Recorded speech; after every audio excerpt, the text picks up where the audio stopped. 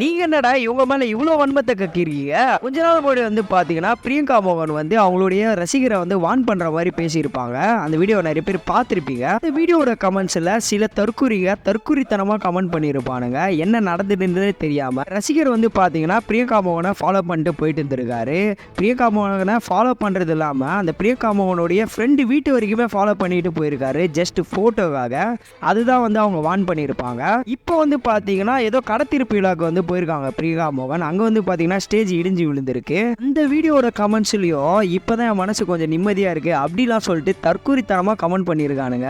அவங்க என்னதான் நடிகரா இருந்தாலும் அவங்களும் ஒரு மனுஷன் தான்டா, அவங்களுக்கு பிரைவசிலாம் இருக்குல்லடா, ஏன்டா இப்படிலாம் இருக்கீங்க? என்னதான் இருந்தாலும் அவங்க ஒரு பொண்ணுடா, அது ஞாபகம் இருக்காடா உங்களுக்கு? சம்பந்தமே இல்லாம இப்ப ஏன்டா அவங்க மேல இவ்வளவு வன்மத்தை கக்கிட்டு இருக்கீங்க? பாக்குற வீடியோஸ் எல்லாமே கமெண்ட்ஸ் ஃபுல்லா இப்படி போட்டு வச்சிருக்கானுங்க. வன்மத்தை கக்கிட்டு இருக்கானுங்களா அவனுங்க எல்லாம் கொஞ்ச நாள் முன்னாடி இவங்க சமாளக்கா இருக்காங்கன்னு சொல்லிட்டு கமெண்ட் பண்ணிட்டு இருந்தவனுங்க.